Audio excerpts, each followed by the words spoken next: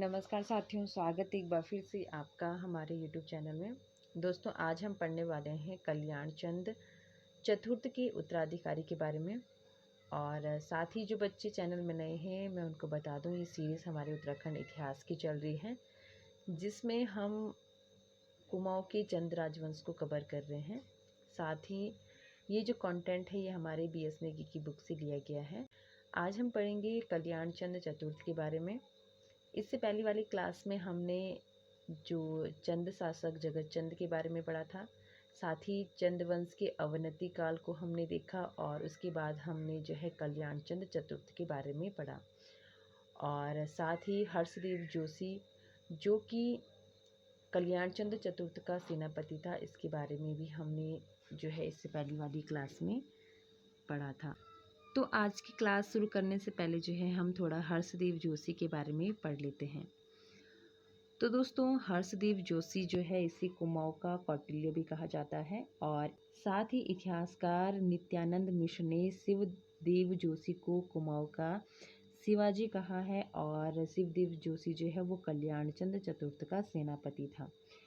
शिवदेव जोशी ने रोहिला आक्रमण का जो है डटकर सामना किया। साथ ही सम्मान स्वरूप जैसे तराई बाबर का प्रबंधन दिया गया था।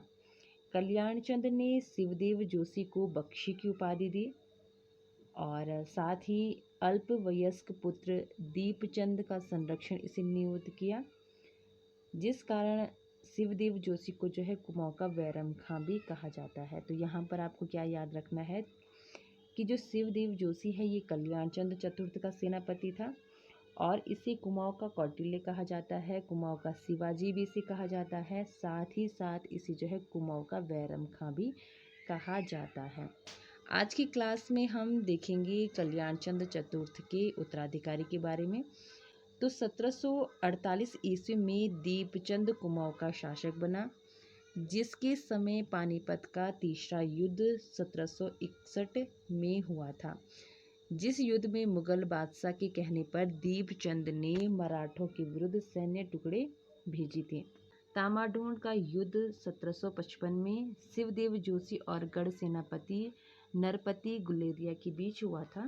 साथ ही शिवदेव जोशी के मरने के बाद दीपचंद ने हर्षदेव जोशी को जो है बख्शी बना दिया था। दीपचंद के भाई मोहनचंद ने दीपचंद की गद्दी हड़प ली थी और हर्षदेव जोशी को बंदी बना दिया, लेकिन वह किसी तरह जो है वहाँ से भाग गया था। हर्षदेव जोशी ने गढ़वाल के शासक ललित शाह को कुमाऊँ पर आक्रमण करने के लिए आमंत्रित किया, और बगवाली पोखर युद्ध जो कि 1779 में ललित शाह की सेना और मोहनचंद के बीच हुआ, जिसमें मोहनचंद लखनऊ भाग गया। तो यहाँ पर आपको क्या याद रखना है कि जब बगवाली पोखर का युद्ध होता है, तो गढ़वाल का जो शासक है ललित शाह, ये जो है कुमाऊँ पर आक्रमण करता है, जिसमें जो है मोहनचंद हार कर लखनऊ भाग जाता है। तो यहाँ पर हम क्या देखते हैं, जो ललित शाह है वो खुद तो गढ़वाल से शासन करता है, और अपने पुत्र को जो है वो कुमाऊँ की गद्दी पर बिठा देता है, और प्रद्युमन शाह का जो है प्रधानमंत्री नियुक्त करता है हर्षदेव जोशी को। प्रद्युमन शाह जो है 1779 से लेकर 1786 ईस्वी तक कुमाऊँ की गद्दी पर बैठता है, और इसे जो है दीपचंद का जो है दत्तक पुत्र घोषित कर दिया जाता है। जयकीर्ति शाह की मृत्यु के बाद जो है प्रद्युमन शाह श्रीनगर आ जाता है। साथ ही 1786 ईस्वी में गढ़वाल एवं कुमाऊँ कुछ समय के लिए प्रद्युमन शाह के अधीन हो गया था। हर्षदेव जोशी इसके प्रतिनिधि के रूप में कुमाऊँ का शासन कर रहा था। तो जब जयकीर्ति शाह की मृत्यु होती है, तो प्रद्युमन शाह जो कि कुमाऊँ की गद्दी से शासन कर रहा था, वो वापस जो है गढ़वाल आ जाता है, श्रीनगर आ जाता है, और उस समय जो है हर्षदेव जोशी उसके प्रतिनिधि के रूप में कुमाऊँ में शासन करने लगता है। मोहनचंद ने सिंहासन खाली होने का फायदा उठाकर कुमाऊँ की गद्दी हथिया ली, और मोहनचंद जो है दूसरी बार फिर से जो है कुमाऊँ का राजा बन जाता है। हर्षदेव जोशी ने सशक्त सेना तैयार की, और 1786 ईस्वी में पाली गांव के युद्ध में मोहनचंद को हराया। हर्षदेव जोशी ने 61वां चंद शासक शिवचंद को शासक बनाया, और शिवचंद को मिट्टी का महादेव कहा जाता है।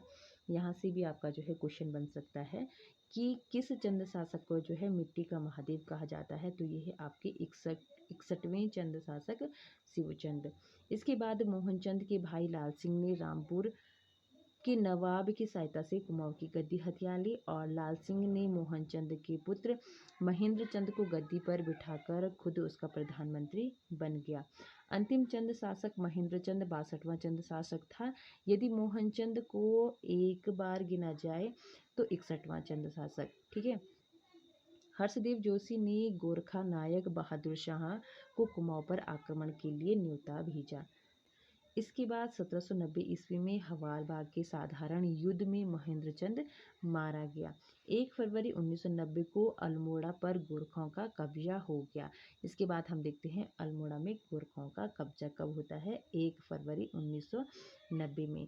1990 में जो है हवालाबाग के युद्ध में महेंद्र चंद मारा जाता है।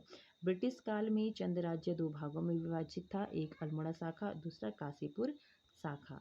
महेंद्र चंद के पुत्र प्रताप चंद को अंग्रेजों ने कुछ गांव जो है जागीर के रूप में दे दी थी और साथ ही काशीपुर शाखा में लाल सिंह के पुत्र गुमान सिंह ने राज किया, जिसके दरबार में जो है कवि गुमानी पंथ रहते थे।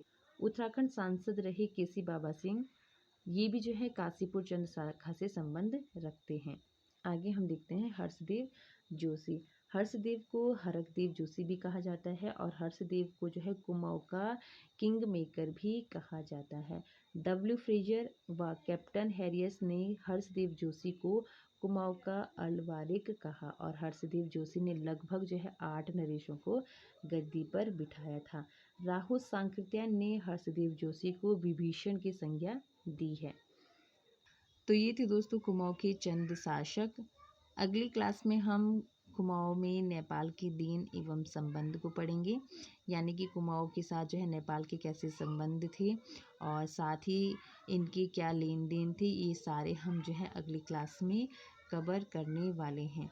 आज के लिए दोस्तों इतना ही, और साथ ही जो बच्चे चैनल में नए हैं वो चैनल को जो है सब्सक्राइब कर दें, और अगर आपको जो है क्लास यूज़फुल लगती है तो दोस्तों लाइक शेयर और कमेंट जो है ज़रूर कर दिया करें। मिलते हैं नेक्स्ट क्लास में, तब तक के लिए धन्यवाद।